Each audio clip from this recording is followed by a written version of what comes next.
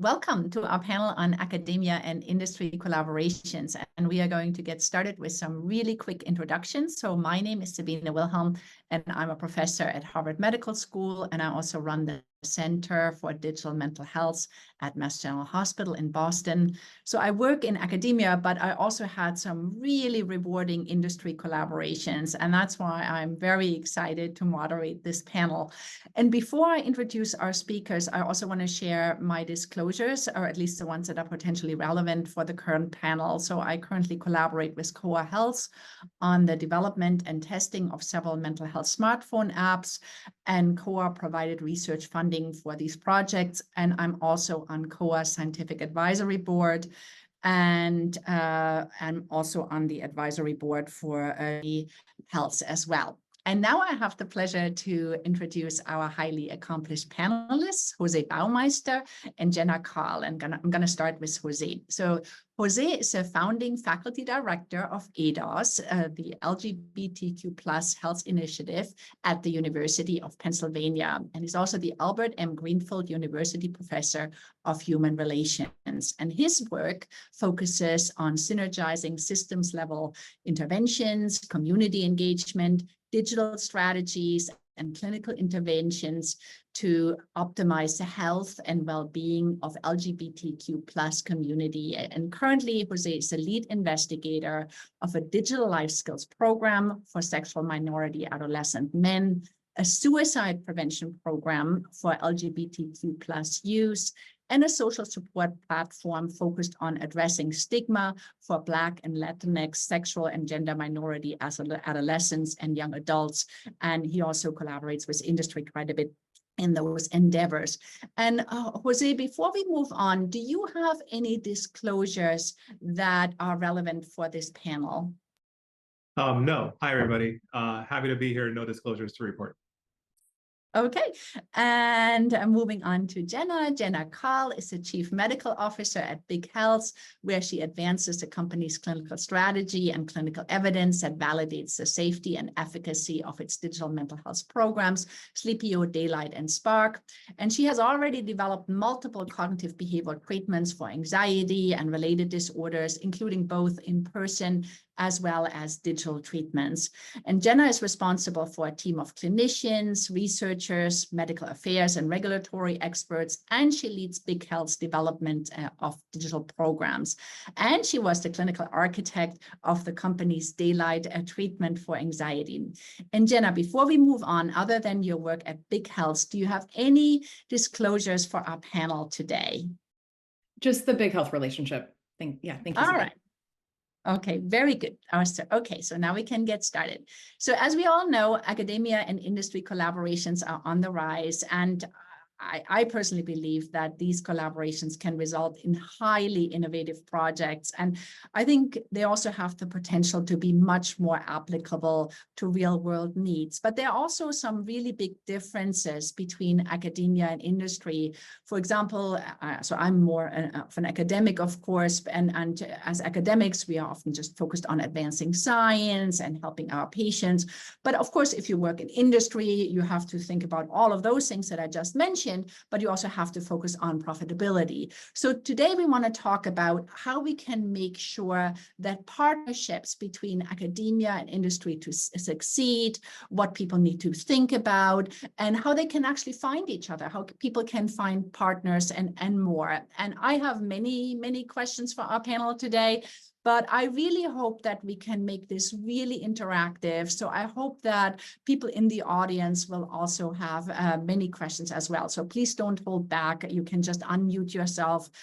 You can pause questions. If it gets to be too unruly, you can raise your hands. But I mean, right now we have 37 people. So maybe we do start with raising hands. Actually, people are still coming in. But anyway, with the first topic that we can explore. So I want to start talking a little bit about what the benefits of those academia industry collaborations could be. So in your opinion, Jenna and José, when do industry stakeholders benefit from developing collaborations with researchers and clinicians from academia? When do academics benefit from working with industry collaborators?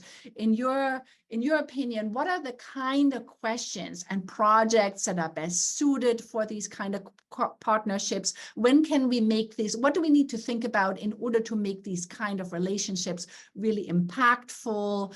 Maybe you even have some success examples that you can share. Anyway, so let's start kicking it off by just thinking a little bit about the benefits of these types of collaborations. So Jenna, maybe you can start. Do you want to kick it off?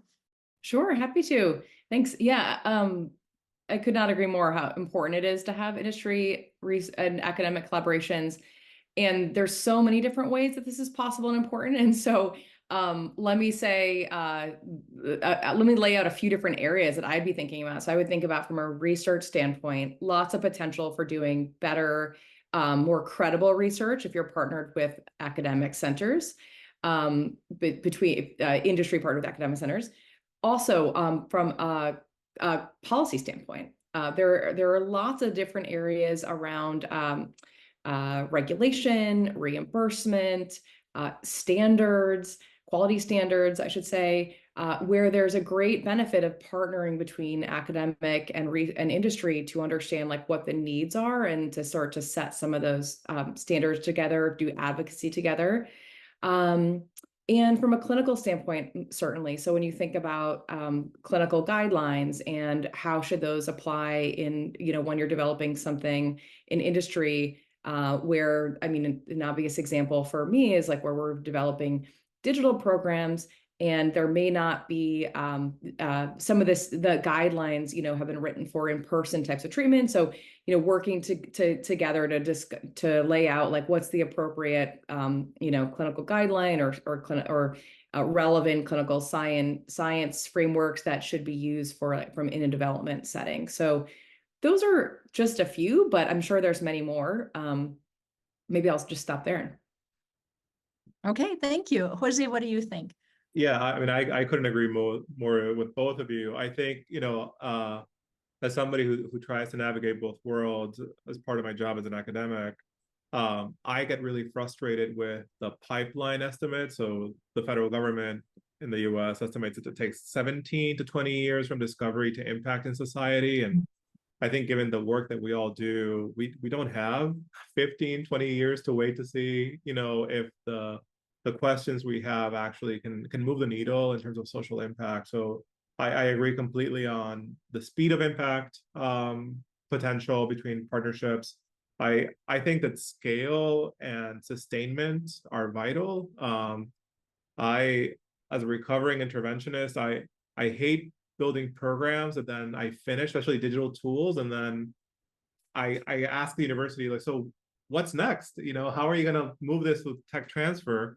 And they're like, well, we don't know. We're going to try to sell it. Have you ever thought about what the ROI is? Is there a market for this tool? How is it competing with other platforms that might be out there? And for many of us in public health and psychology and psychiatry, that's not necessarily the common language that we have. And so having a trusted private partner who can actually be doing the market analysis, who can be thinking about value propositions from a very different lens that is still based in science is crucial.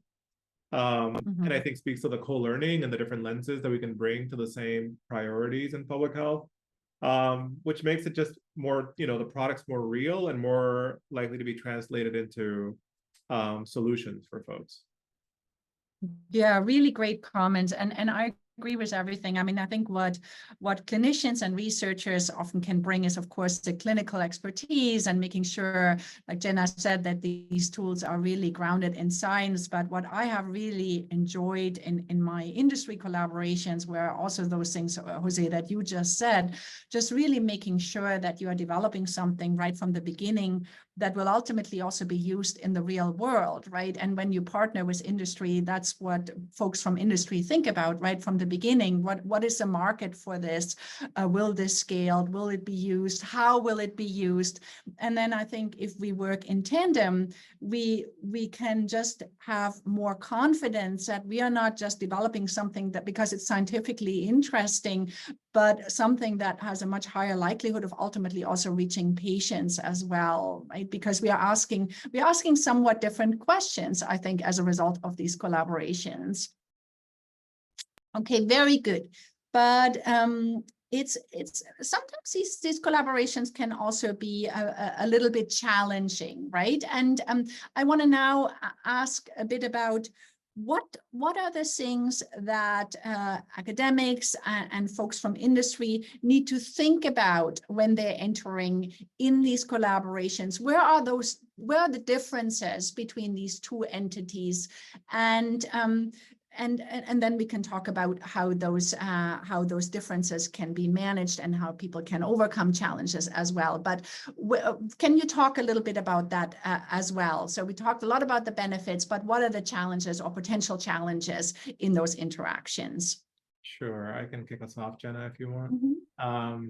Yeah, So there can be many challenges. I will say that many of the challenges that happen in industry, I seem to believe can also be present in other sectors, including working with government or with community-based organizations. So I just want to put it out there that there are some tensions around ownership and explicitness and transparency on ownership, and ideally co-ownership, not just around the product, but the process and the voices and the intellectual space that is being created in these partnerships. Which matter when we're starting to think about not just the platform to be built or the particular service to be delivered. It could also just be a patent. It could be even a blueprint to a new form of care. And so I think being really explicit and not shying away from those conversations to make sure that the way that universities, for instance, think about intellectual property are in alignment with the goals and expectations of industry are really important, and vice versa.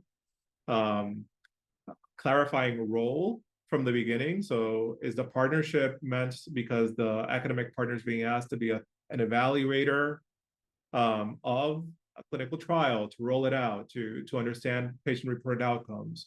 Or are they being asked to co-create, co-engineer a solution and then benefit from the shares and the profit that may come from it? And if the answer to that is yes, then thinking very quickly how to talk to the university about it. Usually there's a tech transfer officer, if not a tech transfer office, that can really help think about agreements, non-disclosure agreements, even before something is fully fleshed out as a project or partnership, as well as how is the monetization going to play out. And I think the other big challenge that I continue to see, and it's really exasperating, I hope we get to talk about it, is increasingly I see so many early stage investigators who are really interested in partnerships with industry, but there seems to be a stigma in the old school academia that that doesn't necessarily prove intellectual independence, and which I disagree with fundamentally. But it is something I think that we need to start thinking about if we are trying to encourage a new generation of folks that are working more openly with the private sector. Yeah, I agree with this so much. What do you think, Jenna? What are your thoughts about the challenges from your perspective? Yeah, I think, Jose, you flagged up a number of good ones, and would have certainly also echoed the IP challenge. And that's actually, and it's in both directions. Universities and companies have strong views on IP. So that can be one that certainly you just need to make sure you have an agreement early on. But other things I would have said are timelines. And this one is a big one. But you can just, in commercial settings, the timelines are generally so much faster, need to be so much faster than in academic settings. And so it can make projects difficult. Like, the obvious example is research trials. So there's lots of research trials that companies would want to fund and would want to see the results of, but many times the typical timeline for doing those trials won't work with a company's needs. And so, and certainly if you think about like using, you're trying to get grants to do those research, the timelines then get even longer. And so, you know, I can say like at my company, that is one where we have had to sort of think about having two different approaches, where for studies that we need done, you know, more quickly, those studies we tend to have a lot more control over. And even a lot of times those will be led by outside investigators, but we'll fund it, and we will we'll do a lot of support around like making sure the recruitment plan is really strong and recruitment resourcing is really strong, such that we can make sure it's done on the timeline we need. Whereas like other studies where that, you know, we're letting outside investigators that have grants just use our programs in those studies, those can take as long as they need to, and they can be on the more academic timeline, but we aren't counting on those results for our business. So we just have to kind of think about those separately. So that's a big one. And the only other thing I really would call out is it's implicit in the whole relationship, but it's just your interests, right? So fundamentally, you know, a company has commercial interests that are primary, and an academic has academic interests that are primary. Now, some of the times those overlap almost 100%, and some of the times they're like 80%. And so I think it's just, as long as you're really clear up front on like what those interests are, I think that can be navigated pretty well. But it's worth interrogating it, because they may not be 100% aligned, in which case you just need to be clear about like how you handle the non-alignment. Mm-hmm. I think these are very important points, that you put your expectations out there, and that you understand what's important for your partner and why, so that you can align around a shared vision. And José also said it, that it's really important that there are agreements also that capture those expectations as well, right? And those agreements, like Jenna said, those agreements also have to cover timelines, you know, by when do you reach which milestone, because a company cannot wait forever for these results. It really matters, right? If a trial takes a year, an additional year or not, and it might actually kill some companies. So I think all of those points that you made, to create a shared vision, to be really clear about expectations, to put these to discuss them, right? And to ultimately also put them in writing, and to also use the resources that might be available in your institutions in order to get help to navigate these relationships, because they're really quite different. It's really quite different when you start working with industry, right? And versus an academic. As academics, we are not so used to, you know, non-disclosure agreements and all of these IP negotiations and all of that. But most, I mean, universities are, as these relationships are getting more common, most universities are also getting up to speed, and they can really help PIs, young PIs, understand what's important, and they can help them navigate those relationships as well. And they can even mediate if there's frustration with the other partner. They can step in and they can help sort things out too. José? I will say that to that point, I agree with Jenna on being on the same page. I've come to learn that sometimes it's the academic, PI, and general counsel at the university level that are not in the same page. And so as we kind of just think about lessons learned, one of the things that I've learned is, before I start working on executing a contract, even if it's a non-disclosure agreement, I will try to speed up a meeting with our general counsel point person to explain it, because an email is not going to cut it. And so, and no agreement is the same. And so you might have lawyers who are working with engineering, who are working with the med school, who are working with the nursing school and social work.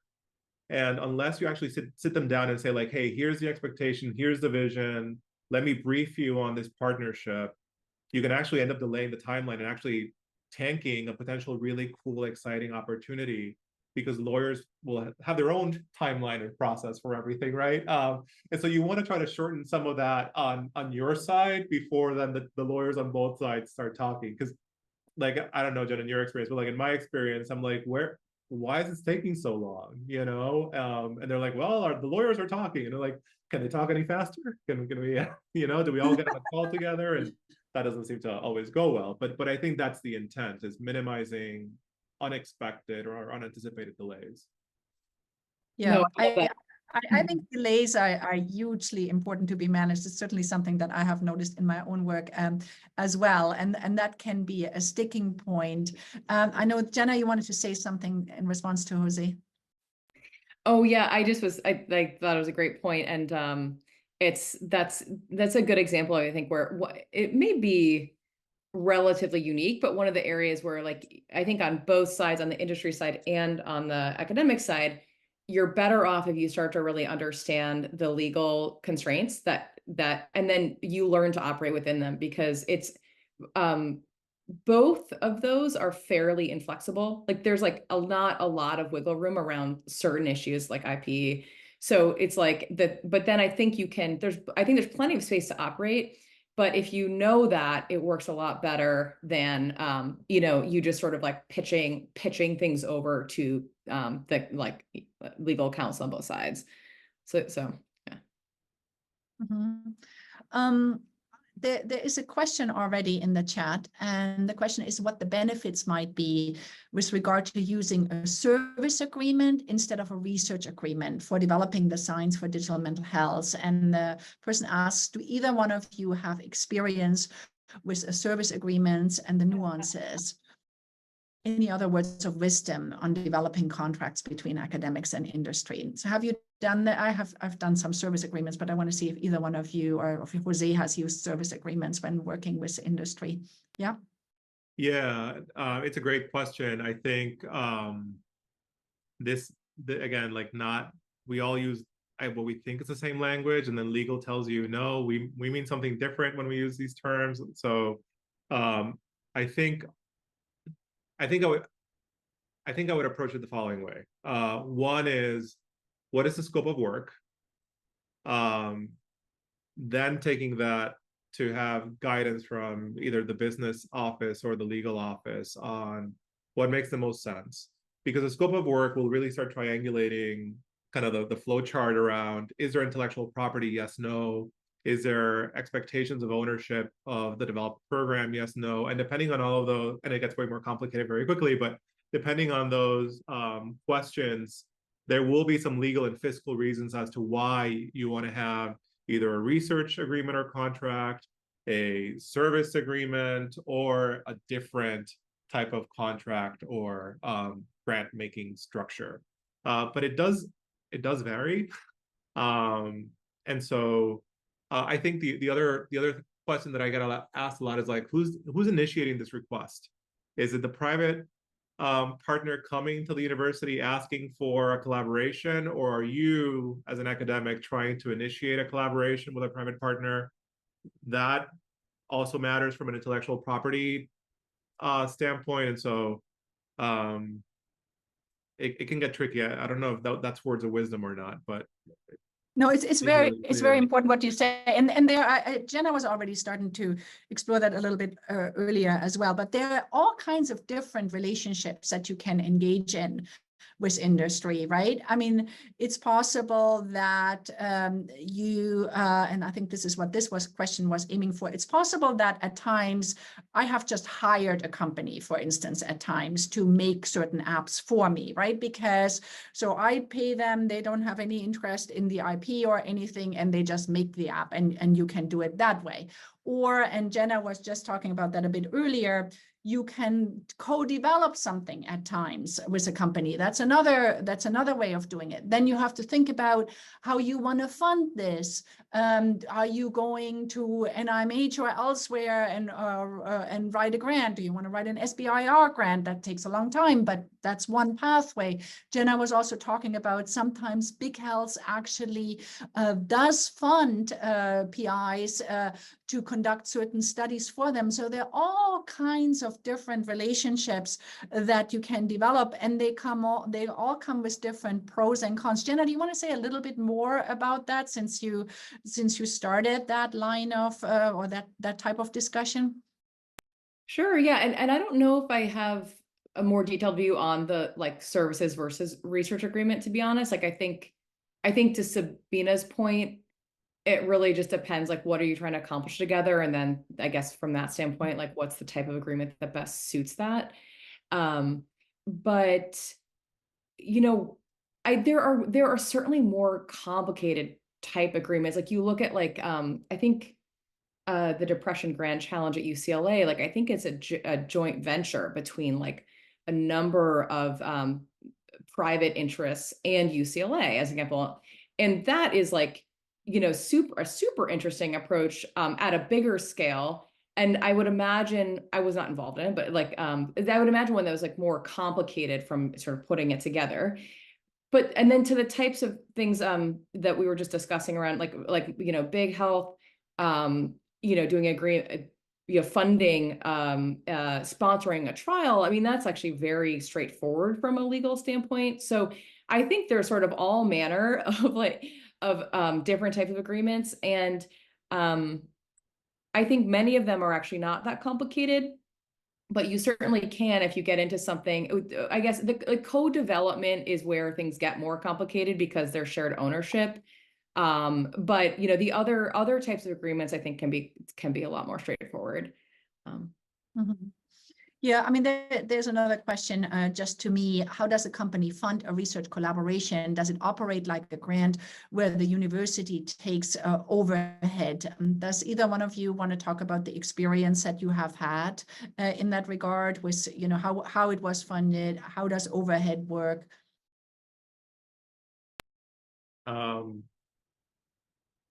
They will always want overhead. The university will always want their cut. I mean, and there are some negotiated rates with private sector, or each university has them. I have never had the university waive overhead for a private industry grant. In fact, I've never had the university waive a foundation grant. Unless I can demonstrate that we're recouping something of value to the university in some other way, so salary supports or other things.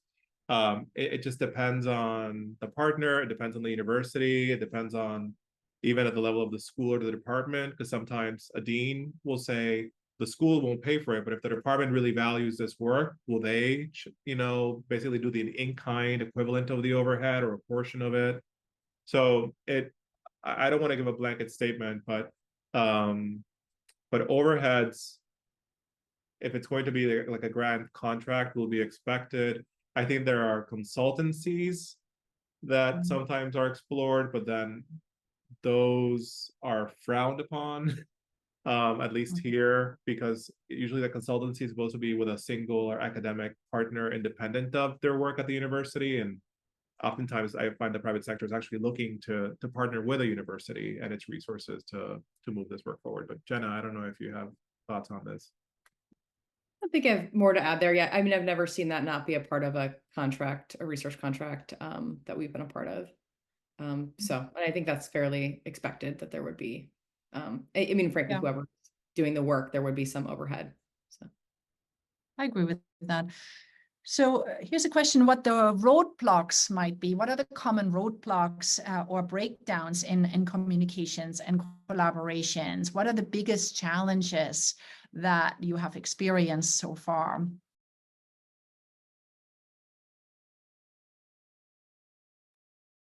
Lawyers, not enough. I mean, they're doing their job and their role. They take it really seriously, but I think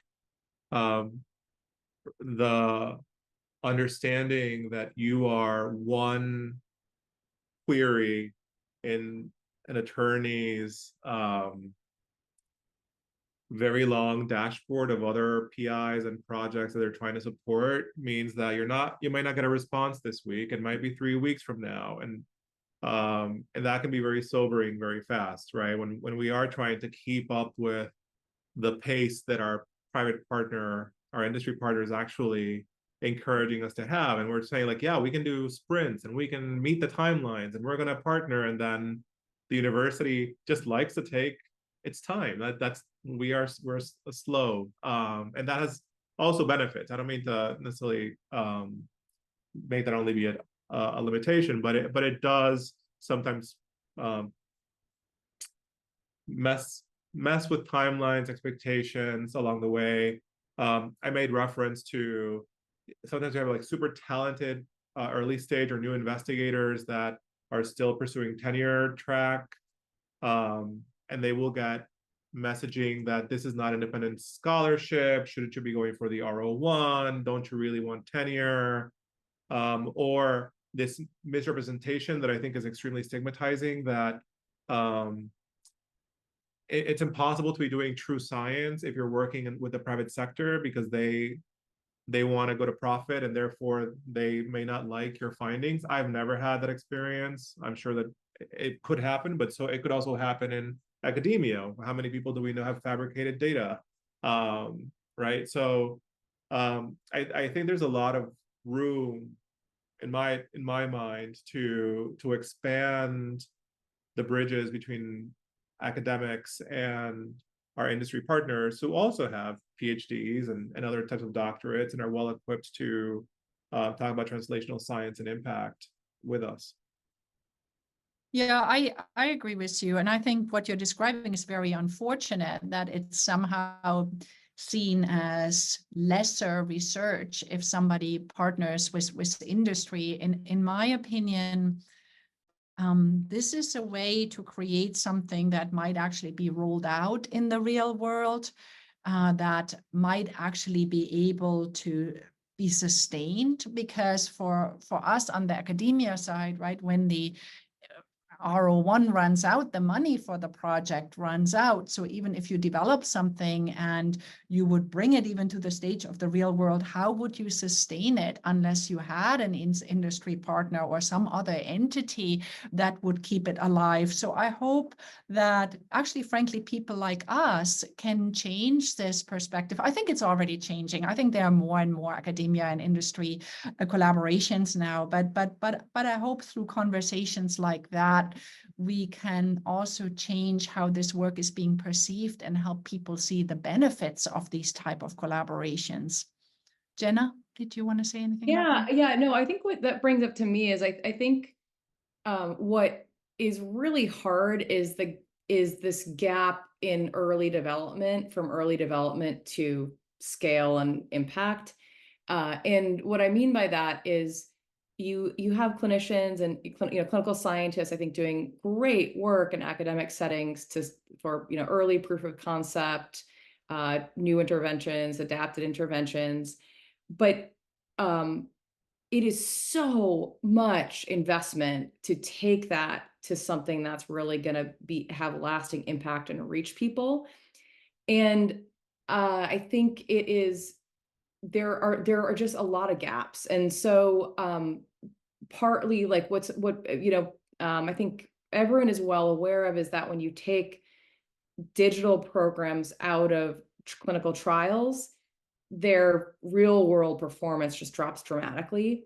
And so I think in that early work, the more you can get to establishing real world impact that you think is going to be maintained, that to me, I think then can help you get a stronger, clinical scientists, it can help them get a stronger case for pitching to industry that it's a worthy investment, that novel treatment, call it, is like a worthy investment to commercialize. Because I think otherwise it's just it's a lot to for a industry company to kind of sign on and say, I'm going to take this product through to scale. And I think then the more that the clinical scientists understand what their kind of gaps are, but for what's going to be needed for something to be effective and scaled is also very helpful to keep in mind. And so, and these things, even if you're not getting like investment in them early, you can at least get expert consultation. And so I'd be thinking about like, what are going to be the real requirements from like a cybersecurity standpoint, from a quality management standpoint, which is like the software process, from a privacy standpoint, from a user experience and user journey standpoint, like where are you going to distribute it? Therefore, who's the, you know, what are, you know, thinking about that distribution pathway? What are the requirements of that? So the more that you kind of have a real lens on like what will be required to take the next level, I think then in the early work, you can start to kind of flesh some of those things you can start to flesh out or get advice on, such that you are more kind of eyes wide open about like the commercial potential of the you know, the program you're developing, and then know, and also just pitch it more effectively to, you know, an industry that you might want to partner with you to commercialize it. Yeah, I agree with that. And in my own work, I've also seen that through my collaborations with industry, I was forced to think about these things early, right? Where will this product live? How will it be distributed? How will it scale? What will be required to ultimately train people how to use it? How much might that cost even, right? What are the outcomes that healthcare systems who will ultimately buy these tools want to see, right? In academia, we don't think about these things. We don't think so far. And I think through those industry collaborations, I was challenged to think about those later questions much earlier, which I think in the end actually resulted in better work. I want to loop back to something that we just touched on earlier, but somebody also asked questions about this. And that is about, are there any ethical considerations that are particularly important in academia, industry collaborations? Anything we need to think about in that regard? I'm happy to kick off that one, Jose, if you want to jump in too. But yeah, I think one thing that comes to mind for me is being clear about the scientific expectations. We early on put together a list of our scientific principles at Big Health and have made a point of sharing those with investigators we work with. I think for a couple of reasons, like one, to let them know that we are serious about our scientific ethics. So those are, you know, like everything from like what do we consider high quality research? You know, how do we, you know, how do we handle authorship and things like that? But just being really clear and making sure that we're committed to publishing or, you know, registering our studies, publishing our studies, things like that. And it also then helps us make sure we are held accountable to it. So it's like by publicly saying, by sharing with investigators, we're making sure that the investigators we're working with are on the same page, which like if they're in an academic setting, they should be, but it also makes sure that Big Health is held accountable to that. Now I would say that we're doing things that some of those things are more than like a pharma company would do. And so it is like some of those are, not every company is going to do that. But I think the more that you can lean into having, you know, being upfront with your scientific principles and ethics, the better. But yeah, that's just one area I would talk about. Yeah, I couldn't agree more. And it's obviously very important to develop a shared vision around those topics. Mm-hmm. Now, here's another question, and please keep those questions coming. They're excellent questions. And how and when do you negotiate IP? We talked a little bit about IP earlier, but can you say, either one of you, can you say a little bit more about that process, how that's being dealt with? So on our side, on the academic side, my recommendation is if you are even thinking about a collaboration with industry, you should get to know your tech transfer officer. You should disclose the potential partnership, have them help you actually put together the NDA. And so that you have some leeway and room to be able to talk through potentials without necessarily compromising your intellectual property. And then you can have, I think, once that legal agreement is in place, you can actually have more candid conversations as it relate to shared vision, expectations, what can we do and what can't we do together, which I think ultimately just helps a lot in kind of clearing the way for a potential synergy between the different partners. Yeah. Yeah, I agree with that. And again, to the audience members, please feel free to raise your hands or put your questions in the chat, or to me directly, whichever one feels most comfortable. Here's another question. How can collaborations between academia and industry address the diverse needs of different populations, including underserved and marginalized communities? How do you take into account the social good in your work? I'm happy to just kick off on that from an industry standpoint and say, I mean, industry faces extreme pressure to show that their products are, promoting health equity in different ways. And, what exactly those expectations are depend to some extent on where a company may be providing or, selling its products. But, what I've seen from most different types of healthcare payers, as we call them, but ultimately the buyers of their products, is that is like on their top 3 list of like, show me your data in different populations, like show me how this supports like, access, equity, like lots of questions to make sure that you are meeting their needs. So I think that's a very good thing, because what buyers care about, companies care about what buyers care about. So that's the best way to make sure that that's happening. Yeah, I'll turn over to Jose to see if you want to add more to that. No, I completely agree. I mean, so part of why I've kind of fallen in love with these collaborations is that as somebody who tries to look at the intersections of LGBT and racial ethnic minority youth, it takes me forever to recruit a sample and roll out interventions in real time, and especially if they're adaptive interventions. Whereas if I'm doing a collaboration with a partner that is thinking at scale already, we can do many more advances and innovations than a traditional R01 timeline. I think it speaks to Jenna's point of like, there's a different pace, there's a different scale, and there's a lot of insight that can be gained from it. I think the other really cool thing is that, I get to advocate in these conversations about, are you including questions about the social determinants of health? Let me tell you why that's important beyond an identifying question on identity, right? Maybe there's some other questions about housing instability or insurance status, et cetera, that can help us really think about the market and the customer wheel in very different ways. And so those actually tend to be super well received. I think I have yet to meet a partner who's reached out to us that says like, well, I don't want to ask those questions, right? But it might also be a selection bias. But I do think that people are trying their best to meet and address some like really wicked problems in society, and so they take this piece to heart. Yeah, I agree with that. And here's a follow-up question. How do you measure the impact and effectiveness of digital mental health interventions developed through these collaborations? Do industry and academics care about different outcomes?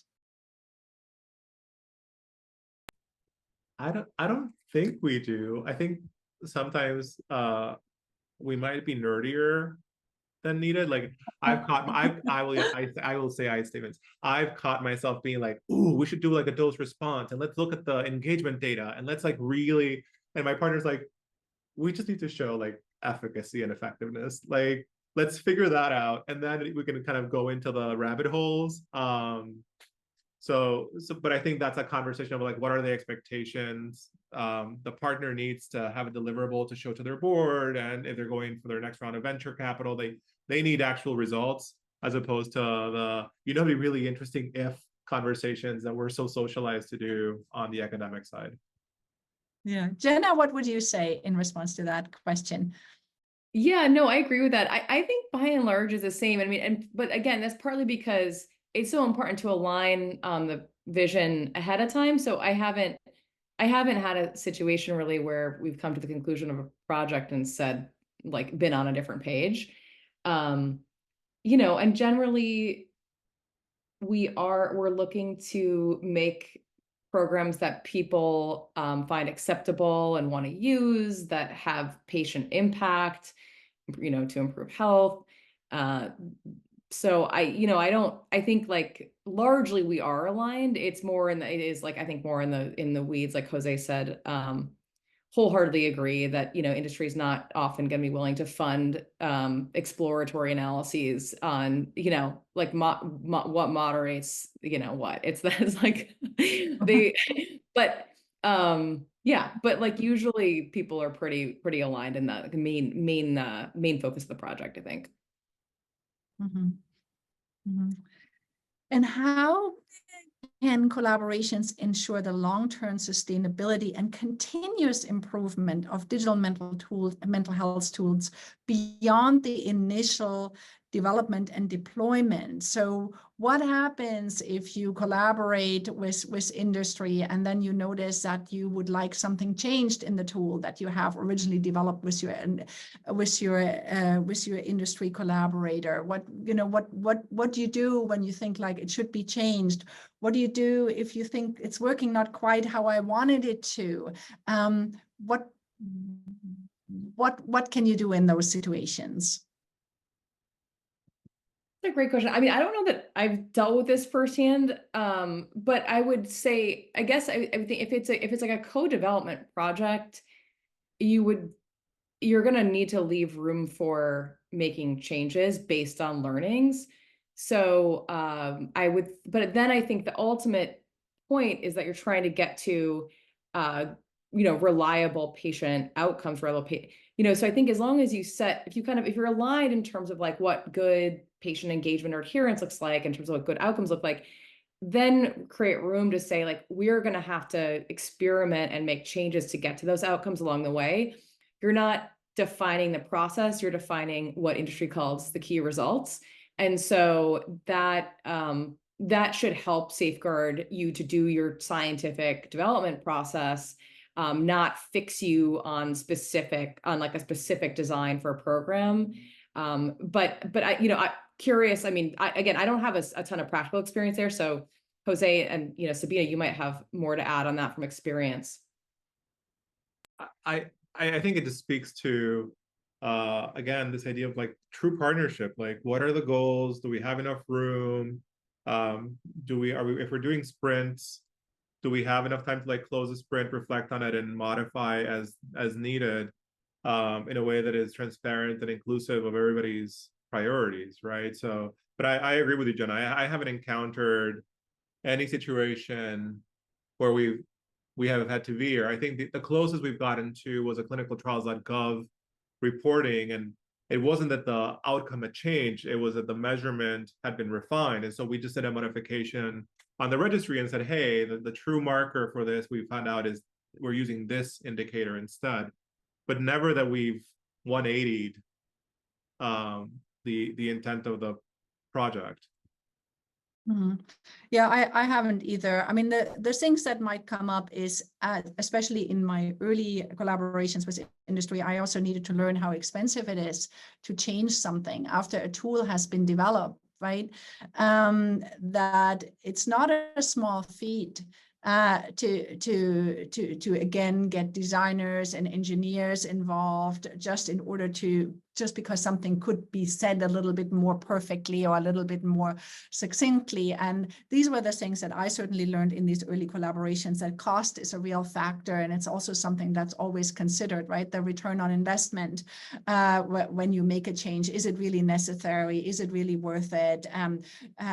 Is it worth the time that it would take, right? So there are somewhat different considerations, I think, from what I used to think about when I did more face-to-face clinical trials that we got funding for from NIMH or some foundation, right? Okay, and I don't think we have time for another question, but I wanted to thank our wonderful panelists. I thought that was incredibly interesting. And even though I've done many of these panels by now, I always learn something new. So thank you both so much for taking the time. And also many, many thanks to all of our audience members for your really thoughtful questions and for your participation as well. So now you have a 10-minute break, and then we'll see you again soon. Take care, everybody. Bye-bye.